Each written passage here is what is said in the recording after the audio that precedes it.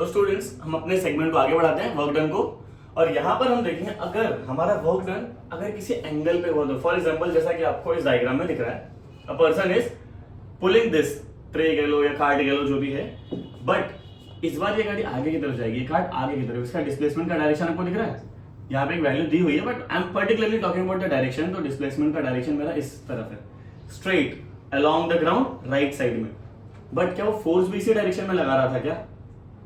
तो इसका आंसर है नहीं, उसका फोर्स का डायरेक्शन देखो आप, ये है करेक्ट, डिस्प्लेसमेंट का डायरेक्शन ये है अगर मैं इस पॉइंट की बात करूं तो, राइट? तो इसका मतलब फोर्स और डिस्प्लेसमेंट इनके बीच में कुछ तो एंगल बन रहा है यहाँ, करेक्ट?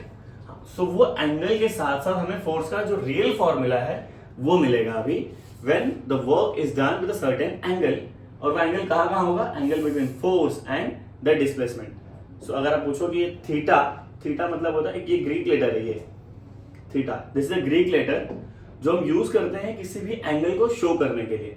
तो वो एंगल किसके बीच में है? देखो theta is the angle between force and displacement. कहीं कहीं पे किसी बुक में डिस्प्लेसमेंट को एस से भी शो किया जाता है, कहीं कहीं पे डी दिखाया होगा, तो don't be confuse in that. मैं फिलहाल फोर्स को एफ और डिस्प्लेसमेंट को एस मान के चल रहा हूं। वेक्टर है तो ऊपर मैंने उसका सिंबल बना दिया वेक्टर्स का, वेक्टर्स मतलब जहां डायरेक्शन इंक्लूड होती है।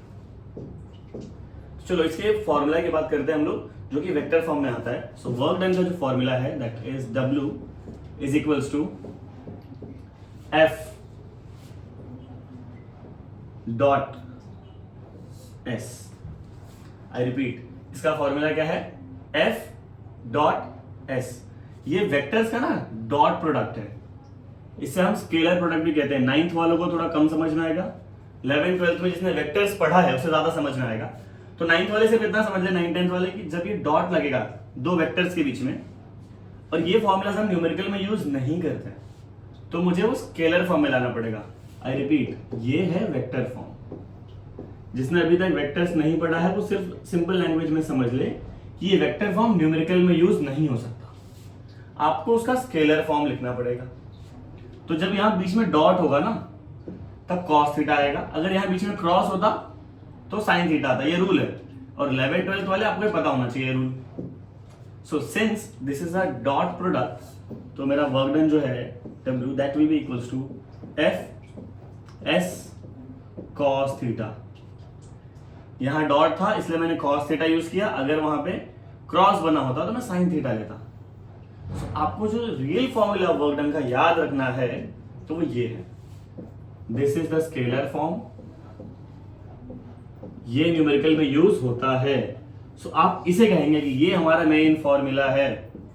सो अगली बार से आपको कोई पूछे कि वर्क डन का फॉर्मूला बताओ तो आप क्या बोलोगे कि W is equals to F S cos theta. सिर्फ F और S नहीं बोलना है, product of force and displacement, और उनके बीच में जो एंगल बनेगा थीटा उसका कॉस लेना है हमें। ट्रिग्नोमेट्री में हमने साइन कॉस वगैरह पढ़ा है, तो वहां से हम इसकी वैल्यूज पुट करेंगे। अब हम नेक्स्ट सेगमेंट में देखेंगे टाइप्स ऑफ वर्क। अच्छा, going to the next segment, वहां जाने से पहले ना हमें इंपॉर्टेंट चीज, जैसे अभी किसी को फॉर एग्जांपल 9th स्टैंडर्ड को ट्रिग्नोमेट्री की ज्यादा इंफॉर्मेशन नहीं है, तो आपको ये तीन वैल्यूज बस पता होनी चाहिए। cos 0 डिग्री 1 होता है, cos 90 डिग्री 0 होता है, और cos 180 डिग्री -1 होता है। रिपीट, 0 डिग्री 1, cos 90 डिग्री 0 और cos 180 डिग्री -1। ये तीनों की नॉलेज के साथ हम चलते हैं हमारे नेक्स्ट सेगमेंट में, जो कि है टाइप्स ऑफ वर्क। अब वर्क के कितने टाइप होते हैं? देखो, there are 3 types of work, positive work, negative work और जीरो वर्क। तो उसमें हमने कंडीशंस डिस्कस की कि कैसे होता है, ये क्या होता है एक्चुअली, और यहां हम हेल्प लेंगे फॉर्मूला की। अलग अलग केसेस में देखते हैं क्या हो रहा है। जैसे case 1, so here if you can see, तो फोर्स जिस डायरेक्शन में है, ये पर्सन इस पे फोर्स लगा रहा है इस डायरेक्शन में, इस काउच पे, ये हो गया इसके फोर्स का डायरेक्शन, और ये काउच मूव भी इसी डायरेक्शन में करेगा, सो ये हो गया इसका डिस्प्लेसमेंट का direction, right? So can I say here that angle between force and displacement वो एक ही है, क्योंकि दोनों सेम लाइन पे है ना। तो यहां पर जो थीटा बन रहा है, थीटा इज 0 डिग्री। ये क्लियर है सबको? तो चलो हमारे पास जो फॉर्मूला है उसको हम यूज करते हैं। हमारे पास फॉर्मूला है कि W is equals to F S cos theta, और थीटा यहाँ है मेरे पास 0 डिग्री। लास्ट सेगमेंट में हमने डिस्कस किया था कि कॉस 0 कितना होता है, मैं फिर भी यहाँ लिख देता हूँ। कॉस 0 की वैल्यू होती है 1। So by using that value can I say F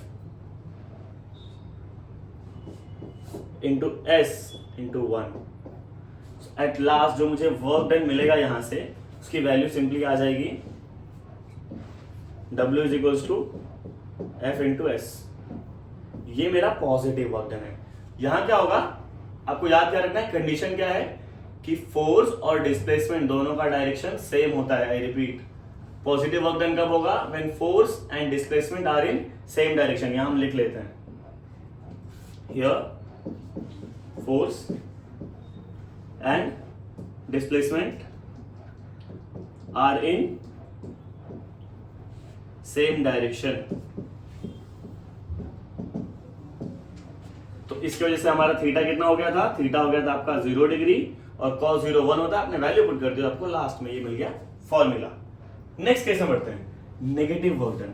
अब इस केस को पहले समझ लेते हैं। चलो यहां क्या हो रहा है, हमारा फोर्स का डायरेक्शन देखो downward, this person is pulling, pulley है ना ये सिंपल सा, और ये ऑब्जेक्ट है, इसका डिस्प्लेसमेंट ऊपर की तरफ जा रहा है। देख लो, ये है डिस्प्लेसमेंट का डायरेक्शन और ये है फोर्स का डायरेक्शन। तो क्या है, यहां दोनों ऑपोजिट डायरेक्शन में, मतलब अगर फोर्स यहां है तो डिस्प्लेसमेंट यहां लगेगा। और ये एंगल कितना होता है लाइन पे, यहां पर थीटा होता है 180 डिग्री। एक स्ट्रेट लाइन पे कितना एंगल होता है टोटल, 180। इस केस में भी तो वही हो रहा है, दोनों का डायरेक्शन क्या है, exactly opposite, so because of that can I say theta 180 degree है। जल्दी बताओ। so थीटा हम ले लेंगे इस केस में 180। कंडीशन आपको पता है, force and displacement are in opposite direction. तो चलो फॉर्मूला के पास चलते हैं, W is equals to F S cos 180 degree. अब कॉस 180 की वैल्यू भी हमें पता होनी चाहिए, मैं वापस लिख दे रहा हूं, बट याद रख लेना अभी सब लोग। cos 180 होता है -1।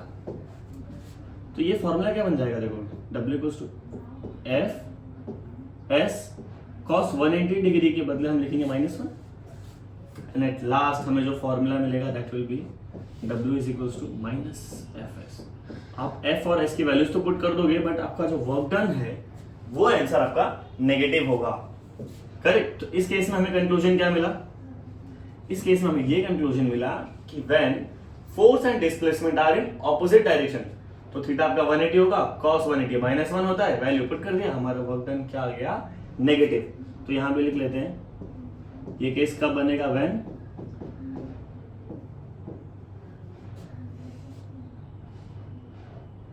And displacement are in opposite direction. Anti parallel होंगे ये लोग। एग्जाम्पल हमने पुली का लिया, करेक्ट। सो आपका पॉजिटिव वर्क डन हो गया, नेगेटिव वर्क डन हो गया। चलो हम बढ़ते हैं नेक्स्ट सेगमेंट की तरफ, जो है जीरो वर्क डन।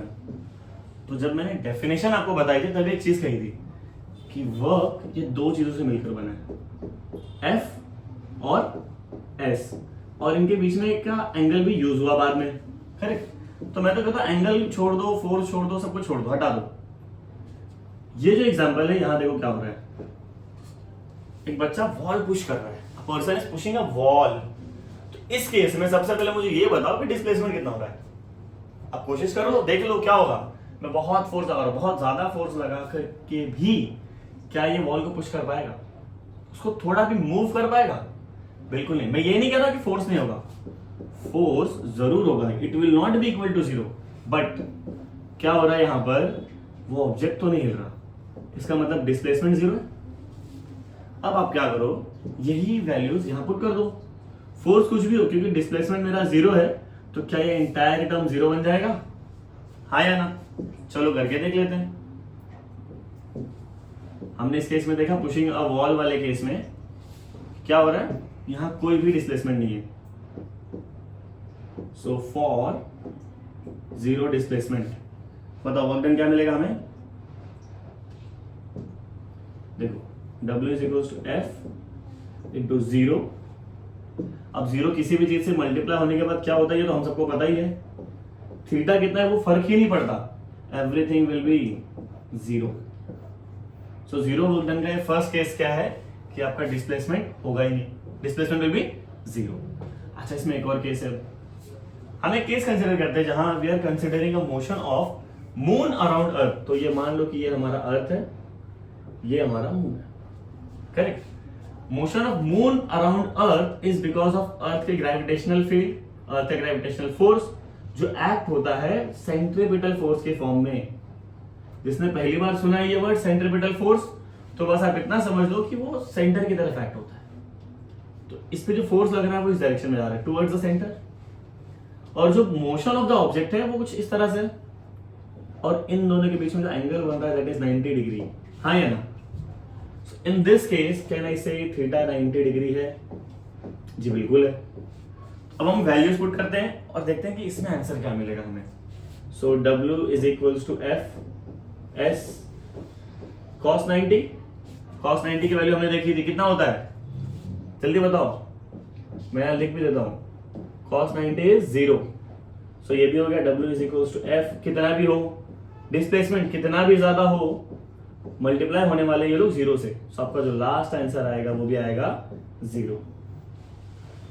तो जीरो वाले केस में आपके पास दो छोटे छोटे केसेस बनते हैं। पहला ये था कि जहां डिस्प्लेसमेंट नहीं हुआ, लास्ट में जस्ट नोट डाउन कर लेते हैं कि फर्स्ट केस कौन सा था, नो डिस्प्लेसमेंट। और यहां पे क्या था कि अगर मेरा फोर्स और डिस्प्लेसमेंट दोनों एक दूसरे को परपेंडिकुलर हुए तब, so if force is perpendicular to the displacement, तो भी मेरा वर्क डन जीरो होगा। परपेंडिकुलर का मतलब होता है 90 डिग्री। सो ये थे हमारे types of forces, positive, negative और जीरो। ये आप प्रॉपर एक नोट्स बना लो और इसके स्टेप बाय स्टेप आंसर्स लिख लो, ये एग्जाम में 3 मार्क्स के लिए पूछा जाता है। So thank you.